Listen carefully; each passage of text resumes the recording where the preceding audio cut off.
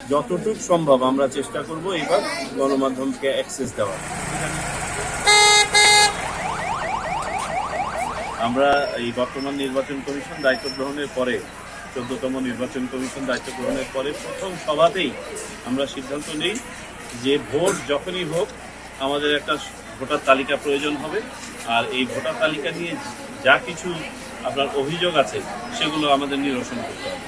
আমরা সেই কমিশন সভাতে প্রথম কমিশন সভাতেই আমরা সিদ্ধান্ত নিই যে আমরা ভোটার তালিকাটা এবার হালনাগাদ প্রক্রিয়াটা বাড়ি বাড়ি গিয়ে করব। আপনারা জানেন যে প্রতি বছর 1 জানুয়ারি হচ্ছে যোগ্যতার তারিখ। 2রা জানুয়ারি প্রতি বছরের জন্য একটা খসড়া প্রণয়ন হয়ে যায়, এবারও হয়েছে। 2রা মার্চে গিয়ে এটা আবার চূড়ান্ত ভোটার তালিকা হয়ে যায়, সেটাও হয়ে যাবে।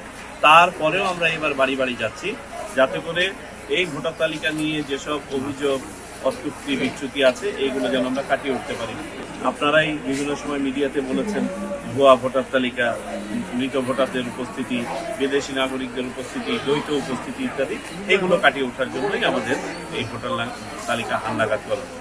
আগামীতে আমাদের সবার প্রত্যাশা হচ্ছে একটা সুন্দর, সুষ্ঠু, গ্রহণযোগ্য, প্রশ্নহীন একটা নির্বাচন, এবং এই ধরনের একটা নির্বাচন অনুষ্ঠানের পূর্ব শর্তই হচ্ছে একটা স্বচ্ছ সুষ্ঠু ভোটার তালিকা। এই বছরের ভোটের অনুষ্ঠানের দিনক্ষণ নির্বাচন কমিশনের হাতে নয়, তবে হ্যাঁ আমাদের প্রধান নির্বাহী মাননীয় প্রধান উপদেষ্টা মহোদয় যেমনটা বলেছেন যে এই বছরের শেষ নাগাদ অর্থাৎ ডিসেম্বর উনি বলেছেন 2025 থেকে শুরু করে 2026-এর প্রথমার্ধের মধ্যে কোনো একটা সময় এটা রাজনৈতিক দলগুলোর সাথে মতৈক্যের জায়গাটা কোথায় গিয়ে পৌঁছায়, কি পরিমাণ সংস্কার কার্যক্রম হাতে নিতে হয়, এই টাইম ফ্রেমের মধ্যে নির্বাচন অনুষ্ঠান। আমরা এইটার আর্লিয়েস্ট ডেটকে সামনে রেখেই আমাদের প্রস্তুতি এগিয়ে দিচ্ছি। স্বচ্ছতা তো একটা রিলেটিভ ব্যাপার, ঠিক আছে?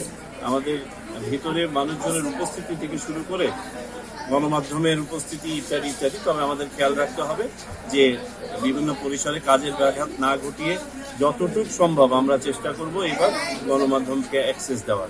একনল হ্যান্ড ওয়াশ 100% প্যারাবেন ফ্রি, তাই নিরাপদ হাতের জন্য আস্থা রাখুন একনলে। এটা নিয়ে একটা প্রস্তাবনা এবং সুপারিশ আমাদের নির্বাচন ব্যবস্থা সংস্কার কমিশনের সুপারিশের মধ্যেও এসছে। আমরা দেখি, এটা নিয়ে কাজ করছি, কাজ করে ফাইনালি যেটা দাঁড়ায়, সুপারিশটা ফাইনালি কি অবস্থায় যায় সেটাও দেখি। আমরা তখন আচরণবিধি সেভাবে নির্ধারণ করব।